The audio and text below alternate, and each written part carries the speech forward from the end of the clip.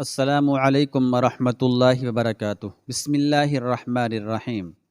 بھیم سنگھ کو یکایک احساس ہو گیا اور ایک عمر کی رفاقت نے اسے اشک ریزی پر مجبور کر دیا۔ نہیں کلاوتی، ایسی مایوس کن باتیں نہ کرو، تم بہت جلد صحت یاب ہو جاؤ گی۔ بھیم سنگھ نے بیوی کو تسلی دیتے ہوئے کہا، تمہارے جذبے اور تمہاری محبت سے سچائی کو نہیں بدلا جا سکتا، اور سچائی یہ ہے کہ میں اس دنیا سے جانے والی ہوں۔ بس چند لمحوں کی بات ہے کہ تم سے ہر رشتہ منقطع ہو جائے گا، اس لیے میری وصیت کو بہت غور سے سنو۔ صورتحال کی سنگینی نے باپ اور بیٹے کو چونکا دیا۔ اب وہ ہمہ گوش ہو کر کلاوتی کے نحیف و نژاد جسم پر جھکے ہوئے تھے اور اس کی باتیں سننے کی کوشش کر رہے تھے۔ میں مر جاؤں تو میرے جسم کو آگ کے حوالے نہ کرنا۔ کلاوتی نے اب اپنی بغاوت کا کھل کر اظہار کر دیا۔ کیوں؟ ایسی نازک ساعتوں میں بھی بھیم سنگھ کے ماتھے پر بل پڑ گئے تھے۔ اس لیے کہ اب میں آگ کے تقدس کو تسلیم نہیں کرتی۔ کلاوتی کی آواز لرز رہی تھی، مگر چہرے پر غیر معمولی ٹھہراؤ تھا۔ ماتا جی، بھگوان کا نام لیں۔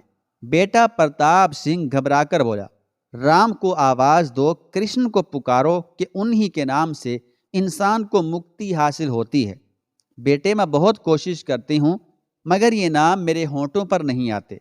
کلاوتی نے بڑی بے باکی کے ساتھ اعتراف کر لیا۔ پھر تیری زبان پر کس کا نام آتا ہے؟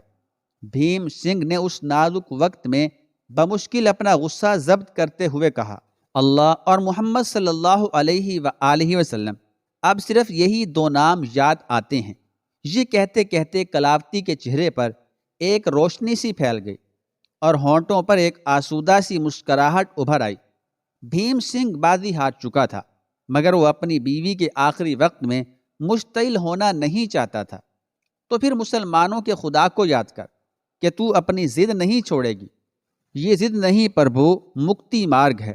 کلاوتی کی آواز لہجہ بلہجہ مدھم ہوتی جا رہی تھی۔ میری آخری خواہش ہے کہ تم بھی پرکھوں کی روش چھوڑ کر اسی راستے پر چلنا۔ آج میرا جیون شانتی سے بھر گیا ہے۔ اتنا سکون تو زندگی میں کبھی محسوس نہیں کیا۔ سارے پاٹ، سارے بھجن اور سارے کیرتن رائیگاں گئے۔ اگر کچھ کام آیا تو وہی دو نام، اللہ اور محمد صلی اللہ علیہ وآلہ وسلم۔ میں تمہیں بھی انہی دو ناموں کے سہارے چھوڑ کر جا رہی ہوں۔ یہ کہہ کر کلاوتی خاموش ہو گئی۔ پھر اس نے بولنا بھی چاہا تو ہونٹوں کو جنبش دینے کے سوا کچھ نہ کر سکی۔ بس محبت آمیز نظروں سے اپنے شوہر اور بیٹے کو دیکھتی رہی۔ یکایک اس کی آنکھوں کی پتلیاں پھرنے لگیں، سانس آہستہ ہوتے ہوئے ڈوبنے کی منزل میں آ گئی۔ روح جسم کا ساتھ چھوڑنے والی تھی کہ ناگہاں کلاوتی کی زبان پر وہی دو نام ابھرے جن کی خاطر وہ برسوں سے اپنے شوہر اور بیٹے کے ساتھ جنگ کر رہی تھی، اللہ اور محمد صلی اللہ علیہ وآلہ وسلم۔ ابھی فضاؤں میں ان الفاظ کی گونج باقی تھی کہ ایک راجپوت عورت کی زندگی کا خاتمہ ہو گیا۔ اب بھیم سنگھ، پرتاپ سنگھ اور دوسرے خاندانی رشتہ داروں کے لیے ایک اور سنگین مرحلہ درپیش تھا۔ کلاوتی نے وصیت کی تھی کہ اسے آگ میں نہ جلایا جائے۔ ایک ہندو عورت کی حیثیت سے وہ آگ کی مستحق تھی، مگر آخری وقت میں اس نے اپنے بھگوانوں اور دیوتاؤں کا نام لینے سے انکار کر دیا تھا۔ لوگوں کی سمجھ میں نہیں آ رہا تھا کہ کلاوتی کا انجام ہندو دھرم پر ہوا ہے یا مذہب اسلام پر۔ برہمن کہہ رہے تھے کہ اس نے اپنے پرکھوں کے دھرم پر جان دی ہے۔ آگ میں نہ جلانے کی وصیت کرنا اور اللہ محمد صلی اللہ علیہ وآلہ وسلم کے ناموں کی تکرار کرنا اسلام کی علامت نہیں۔ وہ مسلمانوں کے مذہب سے متاثر تھی، اس لیے آخری وقت میں ہوش و حواس گم ہو جانے کے سبب بہکی بہکی باتیں کر رہی تھی۔ تمام برہمنوں، پنڈتوں اور گیانیوں کا یہی فیصلہ تھا کہ کلاوتی کا خاتمہ ہندو مذہب پر ہوا، لہذا اس کے تن مردہ کو آگ میں جلایا جائے اور پھر اس کی راکھ مقدس جمنا کے پانی میں بہا دی جائے۔ برہمن اپنا فیصلہ سنا چکے تھے، مگر بھیم سنگھ اپنی بیوی کا شدید مخالف ہوتے ہوئے بھی پنڈتوں کے فیصلے سے مطمئن نہیں تھا۔ کلاوتی کی لاش پلنگ پر رکھی تھی اور وقت تیزی سے گزرتا جا رہا تھا۔ باپ اور بیٹا شدید ذہنی کشمکش کا شکار تھے۔ پھر جب یہ واقعہ مسلمانوں نے سنا تو وہ حیران رہ گئے۔ ان لوگوں نے خود تو کوئی فتویٰ نہیں دیا، مگر بھیم سنگھ سے اتنا ضرور کہا کہ وہ مفتی اعظم شیخ الاسلام نجم الدین صغرا سے ملاقات کر کے انہیں ساری صورتحال بتائیں۔ جب کلاوتی کی آگ میں نہ جلائے جانے کی وصیت موجود ہے تو پھر ایک ہندو عورت کا انتم سنسکار کس طرح کیا جائے؟ بالآخر اس کشمکش سے نجات حاصل کرنے کے لیے بھیم سنگھ، اس کا بیٹا پرتاپ سنگھ اور کچھ مسلمان شیخ الاسلام نجم الدین صغرا کے مکان پر پہنچے، اور جب تمام واقعہ بے کم و کاست بیان کیا تو شیخ الاسلام نے فوری فتویٰ دے دیا کہ وہ عورت اپنے ہوش و حواس میں نہیں تھی، اس لیے اس کے عمل کو بطور دلیل پیش نہیں کیا جا سکتا۔ اگر وہ پورا کلمہ اپنی زبان سے ادا کر دیتی تو پھر اسے مسلمانوں کی صف میں شمار کیا جا سکتا تھا۔ اسلام خدا کی وحدانیت کے بعد رسالت کی صداقت پر مکمل گواہی دینے کا نام ہے۔ چونکہ مرنے والی نے پوری شہادت نہیں دی، اس لیے وہ مسلمان کہلانے کی حقدار نہیں۔ اس کا حشر ہندوؤں کے مذہب پر ہوا ہے، نتیجتاً اس کی آخری رسمیں بھی ہندو مذہب کے مطابق ادا کی جائیں گی۔ بھیم سنگھ کا کام آسان ہو گیا تھا، مگر شیخ الاسلام کے حلقے میں موجود ایک دوسرے شخص نے اس فتوے پر اعتراض وارد کر دیا۔ اس شخص کا کہنا تھا کہ مرنے والی کے وارثوں کو حضرت خواجہ غریب نواز رحمۃ اللہ علیہ کے خلیفہ اکبر حضرت قطب الدین بختیار کاکی رحمۃ اللہ علیہ کے روبرو حاضر ہونا چاہیے۔ وہ عقیدے اور ایمان کے نقطے کو سب سے بہتر سمجھتے ہیں۔ شیخ الاسلام نجم الدین صغرا یہ سن کر برہم ہو گئے۔ وہ اپنے دل میں حضرت قطب کے لیے حسد اور عداوت کا شدید جذبہ رکھتے تھے، اس لیے بے اختیار بول اٹھے۔ خانقاہ کے ایک گوشے میں قوالیاں سننے والے ایک فقیر کو دین کے علم سے کیا نسبت؟ شیخ الاسلام ہم ہیں اور مذہبی معاملات میں ہمارا فیصلہ ہی حرف آخر ہے۔ بھیم سنگھ نے حیرت سے نجم الدین صغرا کے چہرے کو دیکھا اور پھر اس شخص سے مخاطب ہوا جس نے حضرت قطب رحمۃ اللہ علیہ کا حوالہ دیا تھا۔ یہ بزرگ کون ہیں اور کہاں رہتے ہیں؟ بھیم سنگھ نے دریافت کیا۔ وہ حضرت خواجہ اجمیری رحمۃ اللہ علیہ کے خلیفہ اکبر ہیں اور مہرولی میں قیام فرما ہیں۔ اجنبی شخص نے وضاحت کرتے ہوئے کہا، اس وقت مہرولی کا شمار دہلی کے مضافاتی علاقے میں ہوتا تھا۔ حضرت خواجہ اجمیری رحمۃ اللہ علیہ کا نام سن کر بھیم سنگھ چونک اٹھا۔ یہ وہی نام تھا جس سے ایک راجپوت کی سماعت آشنا تھی، اور یہ وہی درویش تھے جن کی روحانی قوتوں نے پرتھوی راج کو زندہ گرفتار کر کے شہاب الدین غوری کے حوالے کیا تھا، اور یہ وہی مسلمان بزرگ تھے جن کا ذکر کرتے کرتے کلاوتی موت کی آغوش میں جا پہنچی تھی۔ آج پہلی بار بھیم سنگھ کو اپنے دل میں شدید اضطراب کی لہر محسوس ہوئی تھی۔ حضرت خواجہ اجمیری رحمۃ اللہ علیہ دہلی میں موجود نہیں تھے، مگر ان کے مرید کا اس شہر میں مقیم ہونا کسی سعادت سے کم نہیں تھا۔ بھیم سنگھ فوراً ہی اپنے بیٹے کے ہمراہ مہرولی جانے کے لیے آمادہ ہو گیا۔ پھر جب وہ حضرت قطب الدین بختیار کاکی رحمۃ اللہ علیہ کی بارگاہ میں حاضر ہوا تو اپنے ہوش و خرد ہی گنوا بیٹھا۔ حضرت قطب رحمۃ اللہ علیہ کے نورانی چہرے پر بھیم سنگھ اور اس کے بیٹے کی نگاہ ٹھہرنا دشوار تھا۔ جب بھی وہ دونوں بت پرست حضرت قطب رحمۃ اللہ علیہ کی طرف دیکھتے، انہیں محسوس ہوتا جیسے ان کے جسم جل اٹھے ہوں۔ حضرت قطب رحمۃ اللہ علیہ کے جبروت کا یہ عالم تھا کہ بھیم سنگھ اور پرتاپ سنگھ ایک مرد درویش کے ہیبت و جلال سے لرز رہے تھے۔ حضرت قطب رحمۃ اللہ علیہ نے آنے والوں کی کیفیت کو محسوس کر لیا اور پھر آپ حالت جمال میں ظاہر ہوئے۔ آپ لوگوں نے کیسے زحمت کی؟ حضرت قطب رحمۃ اللہ علیہ کا لہجہ اس قدر شیریں اور مہربان تھا کہ بھیم سنگھ اور پرتاپ سنگھ کی تمام سرکشی فنا ہو کر رہ گئی، اور دونوں کے سیاہ دل ایک مرد روشن ضمیر کے آگے جھک گئے۔ پھر بھیم سنگھ نے رک رک کر اپنی بیوی کلاوتی کی موت کا واقعہ سنایا۔ حضرت قطب رحمۃ اللہ علیہ چند لمحوں تک غور کرتے رہے، اور پھر آپ نے بھیم سنگھ کو مخاطب کر کے فرمایا، یہاں کس شخص کو اس عورت کے مسلمان ہونے پر شک ہے؟ بھیم سنگھ نے شیخ الاسلام نجم الدین صغرا کا نام لیا تو حضرت قطب رحمۃ اللہ علیہ نے جواباً فرمایا، ان کا اپنا نظریہ درست ہو سکتا ہے، مگر تم نے جو حالات بیان کیے ہیں ان کے مطابق معلوم ہوتا ہے کہ وہ عورت ایک طویل عرصے سے اسلام کی محبت میں گرفتار تھی۔ تمہاری بیوی کے ہوش مند ہونے کی دلیل یہ ہے کہ اس نے آگ میں جلائے جانے کی رسم سے صریحاً انکار کر دیا، پھر مرتے وقت اپنے دیوتاؤں کے نام بھی نہیں لیے۔ تمہارے بقول اس کے ہونٹوں پر 2 بار اللہ اور محمد صلی اللہ علیہ وآلہ وسلم کے اسماء گرامی کا نزول ہوا۔ جب اس کی قوت گویائی سلب کی جا رہی تھی، اس وقت بھی اس نے اللہ اور محمد مصطفیٰ صلی اللہ علیہ وآلہ وسلم کو یاد کیا تھا۔ دل سے تو وہ اسلام کی حقانیت کی پہلے ہی قائل تھی، مگر زبان سے بھی اس نے اپنے عقیدے کا اظہار کیا۔ وہ جب تک زندہ رہی تم لوگوں کو بھی اسلام کی طرف بلاتی رہی۔ یہ کوئی اضطراری کیفیت نہیں تھی اور یہ کوئی ہذیانی عمل بھی نہیں تھا۔ اس نے پورے ہوش و حواس میں اللہ اور اس کے رسول صلی اللہ علیہ وآلہ وسلم کا اقرار کیا تھا۔ اگرچہ یہ مروجہ گواہی نہیں تھی، لیکن پھر بھی میں اسے مکمل شہادت تسلیم کرتا ہوں۔ اس نے شریعت کے قانون کے مطابق دل اور زبان دونوں سے گواہی پیش کی، اس لیے وہ مسلمان تھی، اور اس کی آخری رسوم بھی اسلامی طریقے سے ادا ہونی چاہیے۔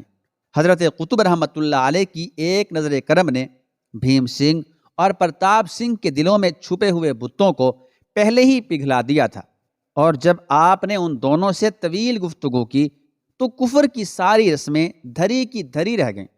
پھر اہل مجلس نے دیکھا کہ دونوں باپ بیٹے زارو قطار رو رہے تھے اور برملا اس کا اعتراف کر رہے تھے کہ ان دونوں نے مرنے والی کو بہت آزار پہنچائے ہیں۔ جواباً حضرت قطب رحمۃ اللہ علیہ نے فرمایا، انسان کی آنکھ سے بہنے والے آنسو خدا کے نزدیک بہت زیادہ پسندیدہ ہیں۔ اگر انسان کی نیت درست ہے تو وہ آنسو عام گناہوں کو دھو دیتے ہیں۔ حضرت قطب رحمۃ اللہ علیہ کا اتنا فرمانا تھا کہ بھیم سنگھ اور پرتاپ سنگھ دونوں نے اس مرد جلیل کے آستانے پر سر رکھ دیے، اور جس طرح کلاوتی نے حضرت خواجہ اجمیری رحمۃ اللہ علیہ کا اسم گرامی سن کر اپنا مذہب بدل ڈالا تھا، اسی طرح بھیم سنگھ اور پرتاپ سنگھ حضرت قطب کے حضور اپنے عقائد فروخت کر آئے تھے۔ پھر جب دونوں باپ بیٹے واپس گئے تو انہیں مرحومہ کلاوتی کے چہرے پر ایک عجیب سا حسن نظر آ رہا تھا۔ بھیم سنگھ اور پرتاپ سنگھ دونوں نے بیک وقت یہ بات محسوس کی، مرنے والی کے چہرے پر ایک اجالا سا تھا، ورنہ عام بت پرستوں کی لاشوں کا یہ حال ہوتا ہے کہ ان کے چہرے مسخ ہو جاتے ہیں۔ پھر وہ منظر بڑا عجیب تھا جب کلاوتی کا جنازہ اٹھا۔ بھیم سنگھ اور پرتاپ سنگھ کے مسلمان ہونے کی خبر تیزی سے گردش کر رہی تھی، اور دہلی کے مسلمان اپنے ایک ہم قوم کی بیوی کے غم میں شریک ہونے کے لیے جمع ہو رہے تھے۔ ان مسلمانوں میں غریب بھی شامل تھے اور امیر بھی، عام کلمہ گو بھی شریک تھے اور درباری امراء بھی۔ جنازے کو کاندھا دینے والوں میں کوئی تفریق نہیں تھی۔ مسلمان علماء اور وائز بھی کلاوتی کے جنازے کے ساتھ ساتھ تھے۔ پہلی بار بھیم سنگھ اور اس کے بیٹے پرتاپ سنگھ نے ان آسمانی کلمات کی گونج زمین پر سنی تھی، دنیا میں جو کچھ ہے وہ فنا ہو جانے والا ہے سوائے خداوند ذوالجلال کے۔ لوگ جنازے کے ساتھ چل رہے تھے اور بآواز بلند قرآن حکیم کی یہ آیت تلاوت کر رہے تھے، انا للہ و انا الیہ راجعون، بے شک جو کچھ ہے وہ اپنے اللہ کی طرف لوٹ کر جانے والا ہے۔ بھیم سنگھ اور پرتاپ سنگھ کو اس بات کا موقع ہی نہیں ملتا تھا کہ وہ اپنی بیوی اور ماں کو کاندھا دے سکیں۔ جنازے میں شریک مسلمان اتنے پرجوش تھے کہ جنازہ مسلسل انہی کے کاندھوں پر منتقل ہو رہا تھا۔ بھیم سنگھ نے قبول اسلام سے پہلے بھی راجپوتوں میں بے شمار جنازے اٹھتے دیکھے تھے، مگر لوگوں کی محبت کا یہ انداز نہیں تھا۔ پھر جب کلاوتی کے تن مردہ کو قبر میں اتارا گیا تو بھیم سنگھ اور اس کے بیٹے کی نظروں کے سامنے ماضی کے کئی لرزہ خیز مناظر ابھر آئے۔ لکڑیوں کے انبار میں مرنے والے کی لاش کو رکھنا، پھر اس میں آگ لگا دینا، انسانی جسم کا مرنے کے بعد اکڑ جانا، اور پھر اسے لکڑیوں کی ضرب سے دوبارہ بھڑکتے ہوئے شعلوں کے درمیان گرا دینا، شمشان میں چاروں طرف انسانی گوشت کی بو کا پھیل جانا، یہ بڑے خوفناک مناظر تھے جنہیں دیکھ کر اندازہ ہوتا تھا کہ مرنے کے بعد انسانی جسم کے ساتھ کس قدر تکلیف دہ سلوک کیا جاتا ہے۔ پہلے ہندوؤں میں مردے جلانے کی یہ رسم تھی کہ وہ لاش کو کڑیوں کے ڈھیر پر رکھ دیتے تھے، پھر جب آگ بھڑکتی تھی تو انسانی جسم جلنے کی وجہ سے اکڑنے لگتا تھا، اور کبھی کبھی تو یوں ہوتا تھا کہ رگ پٹھے جلنے کے سبب مردہ جسم میں غیر معمولی تناؤ پیدا ہو جاتا تھا اور وہ چتا کی جلتی ہوئی لکڑیوں پر اٹھ کر بیٹھ جاتا تھا۔ نتیجتاً مردے کے وارث اس بے جان لاش پر کڑیاں برساتے تھے، یہاں تک کہ وہ مردہ دوبارہ آگ میں گر کر جلنے لگتا تھا۔ پھر جب پے در پے ایسے کئی واقعات پیش آئے تو ہندوؤں نے جلانے کی رسم میں تھوڑی سی ترمیم کر دی، اور اب طریقہ کار یہ ہے کہ مردہ جسم کے سینے پر اس قدر بھاری لکڑیاں رکھی جاتی ہیں کہ آگ کی سوزش سے ان میں کوئی تناؤ پیدا نہ ہو سکے۔ جب کلاوتی کو قبر میں اتارا جا رہا تھا تو آج پہلی بار بھیم سنگھ کو اپنے سابق مذہب کی قدیم رسمیں بہت بھیانک نظر آ رہی تھیں۔ پھر جب کلاوتی کو مٹی دی جا رہی تھی تو مسلمانوں کی زبان پر ان آیات قرآنی کا ورد جاری تھا، منہا خلقناکم وفیہا نعیدکم ومنہا نخرجکم تارۃ اخری، ہم نے تمہیں خاک سے پیدا کیا اور خاک ہی میں ملا دیا، اور پھر خاک ہی سے دوبارہ اٹھائیں گے۔ بھیم سنگھ اور دوسرے نومسلم راجپوت ان آیات الہی کا مفہوم سمجھنے سے قاصر تھے، مگر پھر بھی ان کے دلوں پر ایک ہیبت سی طاری تھی۔ حضرت قطب رحمۃ اللہ علیہ کے جلال روحانی سے متاثر ہو کر بھیم سنگھ اور پرتاپ سنگھ دولت ایمان سے سرفراز ہو گئے تھے۔ اب بھیم سنگھ کا اسلامی نام رائے سعید الدین تھا، اور پرتاپ سنگھ کو رائے نعیم الدین ذیشان کہہ کر پکارا جاتا تھا۔ پھر ایک دن رائے سعید الدین نے اپنے بیٹے نعیم الدین ذیشان سے کہا، فرزند، اب میں بوڑھا ہو چکا ہوں، تمہاری ماں مجھ سے عمر میں چھوٹی تھی مگر وہ ہمیں چھوڑ کر چلی گئی۔ اصولی طور پر مجھے دنیا سے پہلے رخصت ہونا چاہیے تھا، لیکن موت اور زیست پر کس کا اختیار ہے؟ وہ پیچھے رہ گئے کرتے تھے جو قصد سفر پہلے۔ کون جانے کہ میں کل ہی تمہیں چھوڑ کر دوسری دنیا میں چلا جاؤں، اس لیے بہتر ہے کہ میری موت سے پہلے تم اپنا گھر آباد کر ڈالو۔ یہ نعیم الدین ذیشان کی شادی کی طرف اشارہ تھا۔ رائے نعیم الدین نے کچھ دن تو انکار کیا، مگر جب باپ کا اصرار حد سے گزر گیا تو وہ شادی کے لیے آمادہ ہو گیا۔ ممکن ہے کہ نعیم الدین ذیشان زندگی کے اس اہم ترین مسئلے کو کچھ دن اور نظر انداز کر دیتا، مگر جب اس کے باپ نے یہ کہا کہ اس پر زندگی کا ایک قرض باقی ہے جسے وہ بیٹے کی شادی کے بعد ہی ادا کر سکتا ہے، تو نعیم ذیشان اپنے والد کے حکم کے آگے مجبور ہو گیا، اور پھر اس کی شادی اعتماد خان کی لڑکی سعدیہ خانم سے کر دی گئی۔ قبول اسلام سے پہلے اعتماد خان ٹھاکر مان سنگھ کے نام سے پوری دہلی میں شہرت رکھتا تھا۔ دو راجپوت خاندانوں میں ایک بار پھر گہرے رشتے قائم ہو گئے تھے، مگر اس طرح کہ اب وہ مسلمان تھے، اور ناموں کے ساتھ ان کی تمام قدیمی رسمیں ماضی کے مقبروں میں گم ہو چکی تھیں۔ نعیم الدین ذیشان کی شادی کے دوسرے روز ہی اس کے باپ رائے سعید الدین نے سلطان شمس الدین التمش کے دربار میں حاضری کی درخواست دی۔ یہ درخواست فوراً ہی منظور ہو گئی۔ پھر جب رائے سعید الدین سلطان التمش کے دربار میں داخل ہوا تو لوگ اس بوڑھے راجپوت کی آن بان دیکھ کر حیرت زدہ رہ گئے۔ سر اور داڑھی کے سفید بالوں کے باوجود اس کے جسم میں وہی تناؤ تھا جو گزری ہوئی سرکش جوانی کا پتہ دیتا تھا۔ رائے سعید الدین ایک خاص انداز سے آگے بڑھا، اس کی رفتار میں غرور کا شائبہ تک نہیں تھا، لیکن پھر بھی یہ محسوس ہوتا تھا کہ فرش شاہی پر قدم رکھنے والا کسی خوف یا جھجک کا شکار نہیں ہے۔ وہ سلطان کے روبرو جا رہا تھا، مگر اس طرح کہ خود اس کے اپنے وجود کی نفی نہیں ہو رہی تھی۔ رائے سعید الدین تخت شاہی کے نزدیک پہنچ کر ٹھہر گیا، ایک نظر سلطان شمس الدین کی طرف دیکھا اور آداب شاہی کے مطابق سر کو جھکایا، پھر اپنی تلوار نیام سے نکالی اور شہنشاہ ہند کے قدموں میں رکھ دی۔